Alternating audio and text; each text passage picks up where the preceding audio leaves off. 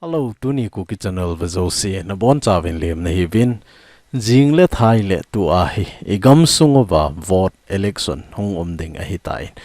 hi chiwa tuni change a Kuki cha te hi zat pi kisai do ta mi izat ham aching athi min zong a hin sei na ho zong video tampi mu te diu a hitai a hin la tuni change a ilungiel I hiel thei lo hi ivet na hi le Kuki cha te a dingin nam Lamkai a hi lawai le INAM pi kong tol ding hi a tha ngai chamong mong a hi tai ti hi tunia a akisai do no min INAM Lamkai lui hovin in Lamkai wa hi chi chan ge in hlut no a hi tai hi chi hiela hi ama ho quality ta poi ti hi tunia hi phot chit na a hi tai a ji chu hi banga gen thei ta ki ta I hut no etan pi tau I gam I in I lo I hal ha pi tau hi chi nunga jong hi mi chunga ta san na kinei jing na lai a hi lawai le e ho ki ta san thei lo ti hi po nat ka sabi sen hi za chu tu nia hi chi video hi neu cha in se mo a hi in Kuki nam sunga hi kong tol ding a tha ikil hen ngai ai tai mi pi hon jong I po na so ke de ta sanin hi chi mi pi hon ka pona e ti a masang banga e ho jong I mo to wa hi le I ma cha INAM pi hi khan to na lo ding a hi tai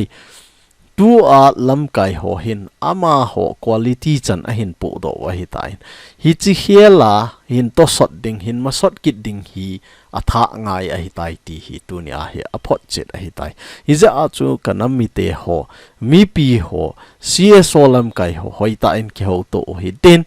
Lamkai tha ikit tun wa lo wa ikil hen do wa lo wai le hi chi hiela hi Kuki cha te I chal thei lo de wa hi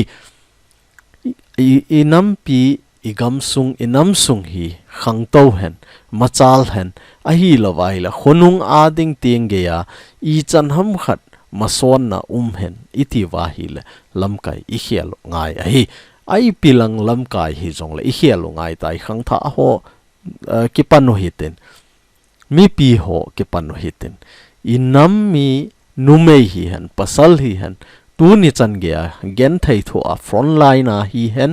a hi lawai le center government to ki boina chenga pan hin la amatonga pang nu te ho nunga ho numei ho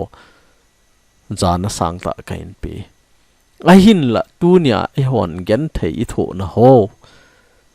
ha sat na gen thei na ho tho puma pan ila na ho hi masanga Lamkai ho hi tu chan ge ya Lamkai sa wa hi le I ma cha kan na loading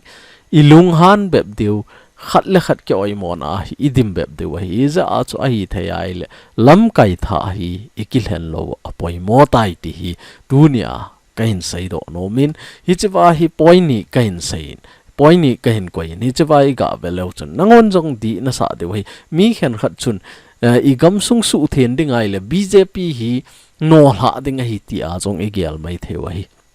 a khen khanin igel wa hi le Lamkai ho hi sumdu je a hi ta hi Kuki nam pin gen thei I tho jing wa hi ti a jong igel de wa hi a hin la hi che ho jong hi khat cha a success na ding a hi la wai le e ho nam sunga ZALENGAM I mu thei na diu hi che ho ji a hi I ma cha poi hi che wa sum hin ne gu khan te ti a Lamkai ho I oi mo wai le nin masanga pa na practice ana bol jing ai na practice ana bol jing wa hi in anani jing saw a hi in hi chi chu ga kham tan ding chu hi thei lo ai ne het thim thei na diu vin thil khat in saying number 4 ne khat zu don jing khat zu edik khat chu zu don ta hi in gati tang ni khat ni peng tha na vet ta a hi wanga hung du chat ne teng la hung nung lut kit thau thau ding ai hi chu to bang chwa hi tu a Lamkai ho he masanga pa na practice ana bol jing wa hi in masanga pa na bol jing saw a hi in ana edik gamo a hi tain hi chi wa hi hon ki helding iti wa hi la Lamkai I hel lo wa hi le INAM sung hi ai pilang hi jong le I khan to na deu I machal na deu I ma poi ti hi tu ni a hi a ki sei do no min he thiam hitin chingu hitin pilu hitin khangtha ho panla phat a hi tai inam pi kongtol ho hi ama ho validity hi chi chan he a hi tai tiutin atha a in lamkai ding inam pi kongtol ding khat ikitel do lo wa hi le tuni a hi ilungchang akoina ikoilo diu mi tampi a hi tai itiam khana election hung ke bol jong le e ho ki ka a ki tha na ki mat na ki su boy na ha sat na hung to ding hi ki mu a hi tai jing le thai a hi tai hi chi thil hung so ding hi a hi the a hi le kanam mi te ho ching theu hi tin hi chi thil ho ahung vai ge ka a hi I kha pha no hi talo ham ti hi avelin kan sei do no min BJP na chot hla a Congress in vai a hin po a ama jong BJP banga ahung lal ting le ipi guarantee na nei hammi chawa chu Congress in Kuki cha te ZALENGAM hin pintin separate administration hin pintin ti hi ipi kinep na na nei ham 1993 la ya pon sansil ho ta na ki dovin tu chan ge ya jong hi khat la khat hoi ta ki ke ho pha thei nai lo ai a hin la tu chunga e san ho to hung ki do kin vai le pon san hon e pan pin te tia eile e ki kita san ding go lo eile e ki chung koi na ding ki ngai to lo wa mi khuna gul ki mat go jing na lai hi chi hi inam sung khan to na diu I ma cha ta poi point khat nai ga ve lo chun candidate MP candidate dinga koi ma I din thailo diu hi ti a hi chilaya hi nasata ki kap to hi nasata email ma ho to ki boy hi hi je a chu ilam kai hon thu phone a hin nevin koi ma na din thailo diu hi ti a kilung to ta mi pi zo siang ki thip ma mi pi zo sin jong pha ki sa ki a hin la hi chiwa hi e hola a politics langa aching a thim hon a lungel a hin khial deu le sum a hin ne ding dan ho hi a movin keibe ni din sa venti a jong hi anading go jong e ho nam sunga hi aching a thim tampi ana ume a hin la hi chiwa jong hi ina su thip zo ta ve a hi le tu ni a candidate jong ki nei ta lo koiman hi chi election a part ila lo deu a hi ti a thu ina sei na ho chu tu a hi a phat a hung nei pha na vote hi ding ai tai ti a hi chiwa hi vote hi the candidate lo wangin vote hi the hi ti a thu ke pass kit hi gelvin hi chiwa hi ita I kha do the lo ham ponat walai ha se ya sei ding jong akan na lo ding ai hi za a chu a hi the ya hi le KHANGTHAH ho apil deu ho neo khan ki hol do hi tin anop no bol ta win te tu chung a hin la inam piu hi imasot nu angai tai tu ni a hi chiwa hi kinga aden kit no wa ilam kai lui ho ingan si jing wa hi le chun hi chiwa hi ke tan den diu meitei ho khut noya kit diu hi chi sanga tam zo hung thi kit diu ama hon la iti la ya patna innovate da na ho hi alha di lo diu hi masanga sanga jong tu a hi evet da zo wa hi tain hi chiwa hung chen khom kit no wa khat le khat aphat chenga ki tha to wa khat le khat hung ki mat to jing wa ama ho khut noya hung kun diu hung thi chai tiang la ama hon hin lo tho diu hi je a chu hi che ho hung hun ka hi kanam mi KHANGTHAH ho pilu hitin chingu hitin hi chiwa hi to gon khat inei lo wa hi le tu chung ilam kai ho hi ingan se wa hi le masanga jong kan sei ta in gari nei lo he la gari tol dan ki zila thing phung song phung ga he le jing ho to hung ki ba gon wa hi ta I ja chu a hi the ai le MP candidate ki nei ta lo wa tu a vote hi na ding chung changa pan na sata akila kin ho hi imu di wai I chu ho I thil di ai poi inam sungwa center force and security force zat state force hi jong le ahung lu lo na dinga jong hi e ho dinga thil phat a hi in hi za a chu a hi the ai le boycott bol hi te ti le tu ni chan ge a I he thim thei po ven inam sungwa tu ni a kang po pi gam sunga security hung lut ho jong chu ga ve ben atama tam hung ki tol lut no hi tan hi chilai la a chu ATM khana email ma in pan hin la gole ET pan ila de we hol hi chewa chu ki saboi gam ta a hi le front line langa ding inam se pai ho hi EP lo go no ham e hon boulder hoi ta avian bit dinga pan ila wang wa hi inam Lamkai ho hin asung langa ki peiwa asung langa hi ipp ham hi pe chat vai ga mo hi tain a hi THEI le hi chi ho khel na dinga hi tu chunga e san ho Lamkai banga izakaya ama ki kum thei a hi lawai le izakaya pan la thei khan Lamkai ikilhen do ngai tai hi chi ikilhen do lo vai le kan nami te ho hi chi khela hi kal ison be thei ta lo di wa hi tu chunga hi ei mi te hi Lamkai tha i Poimo ma ta ve hi chi Lamkai tha ikitel do lo vai le chun ama ho thu ai ki no vai le ei ho hung ki boi diu ei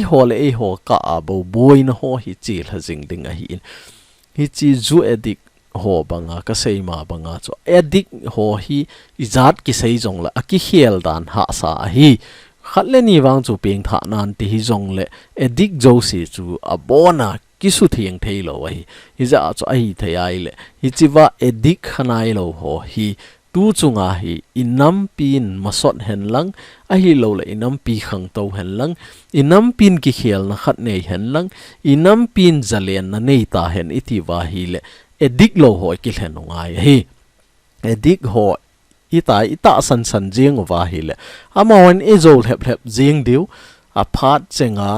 hi chi hi ti clarification in pi jing diu hi chi chui ta san jing diu ama hon zong a bol te pep a ki bol kit diu a hi ni ja a chu a hi THEI le zudon khalo edik khalo ho zo hi ki len hi tin inam piu hi kong tol sa lew hen e ho imachal diu hi a hoti lo vai le kanam mi te ho po na rum be se gam sungu nam sungu dan ho i vet nai le tu chung thil gon mong hi tu chunga thu i sei lova tu chunga hi boycott i bol lova ile ETI bol go no ham tu chunga na bol chu a effective ding dan chu za chombe a hin la hi chi chance jong hi in hla so ke no wa ile iti phat chu inga na lai deu ham khatle ni tiang ole bo pan ila go no ham hi za chu lainat hi tu chung hi golden chance a hi chi jong hi a hla so ding in ki tawin polling station ho jong hi a hi THEI le koi daw ten la do gam mo hitin ke ho separate administration ne pi to ka vin ka gam sunga polling station jong pon tin election jong pon te ti a hi ki phin na ne hi ten boycott bol hi ti THEI le tu a hi ep gel ham nota na hi ding ham a hi lo wa hi le polling station a duty na hi a sum ni khat ni na ni kham sang thum na kila ding ham hi chi chu na no wa hi le inam piu hi chawai ki tang den ding hi inam piu ki tang den lo wa tu chunga hi golden chance iman thailo wa hi le chun hi chi sanga gen the in tho ki de we ka nam mi te ho phat hi hung ge sang ding hi tai a ji chu hi chi hi jing le thaya ki pan ding hi ta in a hi theya hi le tu ni mama ekson ila the wa hi le ila de wa hi a hoti lo wa hi le inam Lamkai lui ho no oi mo en ti di wa hi henge ka oi mo a ji chu thil hi dan di lo ta vai ki hom ho hi ivet na hi le ki oi mo hi a koi langa Lamkai hi jong le hi chewa hi koi ma tu chunga wang hi a ki oi na ta po in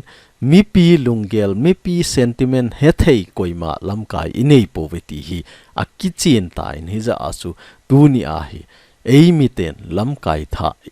i Poimo ma ta ve a hi lawai le Lamkai tha i ki hlen phan wa hi tai ti hi aung ki sei do no min khat le khat Lamkai ki ti su ki tu to a pan la ding a hi in a hin la kei ka phat po le midang a hi hla jong la ho poi tia pan la Lamkai inei sung se wa hi Kuki nam me te ho igen thei jing de wa hi je a chu a hi the ai la gang thei pe na hi chiwa hi boycott bol hi tin inam pin athum adoi ho hi ilun to ka win I ma cha a hi pat kila da le hi chi hi min in ngai san ding a hi in mi khuna gul mat ding jong ko pote mi a kinep ding jong go pote e ho ki koi san pot ding e ho ki sim tup na ding lampi zo hi ngai to lew hen kan na me te ho idam thei de wa hi ti chu tu ni ku ki channel mang cha ne khara ki ponat be se a jing le thaya hung thung ta ding tu ni a reaction ho i vet na hi le group khat hi organization khat hi thu sei jong ki to lo ki ti bang chu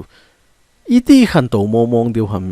gelvin kan mi te ho ki sei le tampi mi lung han hong ki sei do ding a hin hi za chu he thim hoitin tu a pa na hi lamkai tha ikilhen wa lo wa e ho nam sunga ki